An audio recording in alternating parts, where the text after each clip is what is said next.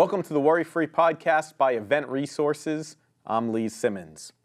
Very often, it is overlooked the importance of good audio at an event. It is important that your guests can hear everything, and if they can't, you may have an unsuccessful event and upset guests. So what can be done to ensure good quality audio at your event, and why is hiring a company important instead of trying to do it yourself or using the in-house system? Joining me for this discussion and more is Event Resources' Brian. Brian, why is quality audio at an event so important? Well, I'm so glad you asked, Lee. People put on events to share a message, right, to tell a story. And the best way we can communicate that story is through speech. So the quality of that speech is very important. If it's too quiet or incoherent, your message isn't received, it's interrupting the flow of your event, and your guests become disengaged and distracted. On the other side, if it's too loud, it might be overwhelming and painful for your guests, so they're focusing more on their discomfort rather than the message you're trying to communicate. So in both situations, your message doesn't come across, and your guests might leave your event feeling like it was a waste of time. So what things can be done to ensure that the sound is well for the event? Yeah, a few things. So first, knowing your goal. Something we talk about is variance, and that's just the difference between the loudest part of the room and the quietest part of the room. So if we have a high variance system, that's traditionally louder up front, quieter in the back. And that has its merits if we talk about concerts or open space events where guests have freedom to move around. Maybe the band's playing your favorite song and you want to go up, you want to feel the bass hitting your chest. But other times during the event you want to go in the back and talk amongst your friends. Or network, so a high variance system gives guests the opportunity to choose their experience. In a low variance system, that's more what we work with, speaking events, conferences, galas, graduations. The whole audience is getting pretty much the same experience, So I say if grandma's in the back during a graduation, she wants to hear her kid's name get called. So that's knowing your goal, knowing your space, the size, the shape, the ceiling height, the floor material, the wall material, even the material of the seats can affect sound in a room. So in a wider space, as the room gets wider, you might have to add front fills in the middle, outfills on the outside to cover that wider audience. In a longer space, we might have to add additional speakers called delays to accommodate for the length of the audience. Spaces that are longer and wider, we might have to look into flying or rigging speakers in the air to cover that larger audience. And also environmental noise is something to consider in a space.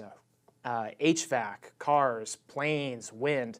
I know I do one event where there's an airport nearby, and planes are always taking off right at the beginning of the event. So that's something that I have to consider when we're planning that specific event. And the last thing is having an experienced technician on site who can do adjust as needed for different people speaking or other variables that might change during the event. Yeah, I mean, it sounds like all those examples you gave, different type of speakers, the ultimate goal is full coverage. Like the whole area can be heard. I was at an event very recently where there was one speaker on this side of the room. I had a seat on the other side of the room. I couldn't hear anything. It ruined the entire event for me because I couldn't hear anything they were saying.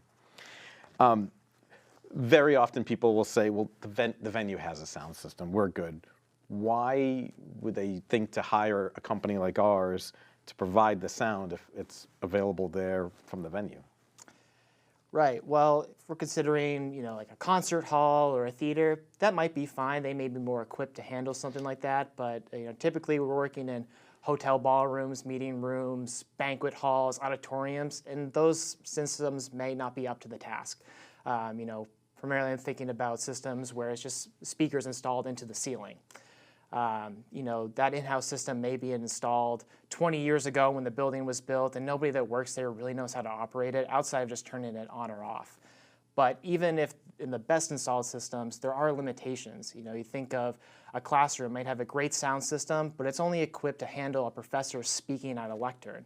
So if we insert a panel into that situation, that system might not be equipped to handle the additional wireless mics, and your panel might be seated directly under one of those ceiling speakers, causing feedback issues. A few things that you mentioned in the last couple of questions I want to touch on. One was a technician on site. We are very adamant that our events, there's always a technician on site. Why is that so important? Well, there's a lot of variables that can change between setup and show. Temperature and humidity changes can affect the sound, so once you bring a bunch of guests in with their body heat, that can change how a room sounds. Human bodies absorb sound, so in a sound check, the room might be a little bit echoey, but once you insert 500 bodies, that'll change. Environmental noise, again, inserting 500 humans into a space, there's going to be a lot of chatter, clinking plates, clinking glasses, like I said, HVAC.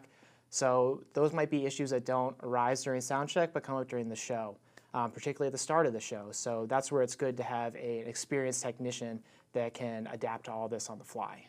And little things too, like you mentioned about panel discussions, there are times where you need to adjust whose microphone is on and off, so people aren't heard sneezing, coughing, grabbing a drink of water, things like that, right?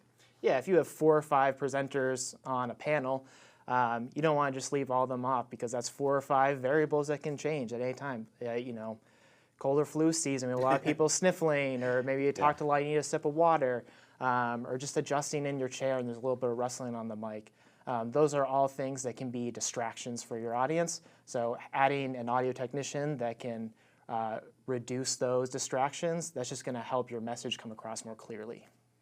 You also mentioned earlier about ceiling speakers, and sure, there are some times that might fit the situation just fine, but most of the time, why would we think that's not the best option? Yeah, well, let's talk about the pros of ceiling speakers. There's no cabling, there's no visible cabling, there's no stands to trip on, there's no sightline issues. None of that has to do with audio. So a lot of times we see sacrifices being made to audio quality in favor of looking more aesthetically pleasing. Another thing is sound localization. So in nature, as I'm speaking, you're used to the sound coming from my voice as you're watching me speak. So it can be a little unnatural, disorienting if you're watching me speak, but then you're hearing my voice from back here or overhead. Especially if you're trying to draw attention to something on the video wall or a screen. You say, look over here. Well, where's here if I'm hearing your voice from up there, but you're standing over there? Yeah, that's really interesting. I always use the analogy like our ears aren't on the top of our heads. Right. So when you're speaking, it's going towards my ear, not hitting the top of my head. Exactly. There are some things when we're in an event and we have a technician on site, there are some things that are just out of our control. What things can be done when people are presenting and speaking to ensure that there's good quality sound that the audio technician just can't control? Well, the simplest answer is just speak into the mic. It's a lot easier for me to turn the level down than turn it up. You see if I speak into my mic here, my voice gets a little bit louder, more fuller, more clear. If I look up away from my mic, it gets a little bit thinner. You may hear more of the air that's passing through this room. So just speak into the mic. And, don't worry about being too loud. We can always turn you down. Whether that be if you're at a lectern, getting nice and close to the lectern. If you're holding a handheld mic, remembering to keep it nice and close to your mouth and not let it droop down to your waist. If you're wearing a lav, not having any jewelry or name tags that might be blocking or rustling up against the lav, because that could all impact the volume. Also, a lot of events we have auctioneers who wander the room. What can they do? Well, the big thing to keep in mind is not walk directly in front of the speaker, because that will cause an issue with feedback. So, that might be a situation where the auctioneer and the audio technician have a conversation just to establish a safe zone where they can walk and where we don't feel comfortable with them walking. Ryan, this is great. Thank you for this discussion. Yeah. And thank you for tuning in to this discussion about audio, and we hope this information is valuable when you're planning your next event. Thank you for watching the Worry Free Podcast by Event Resources.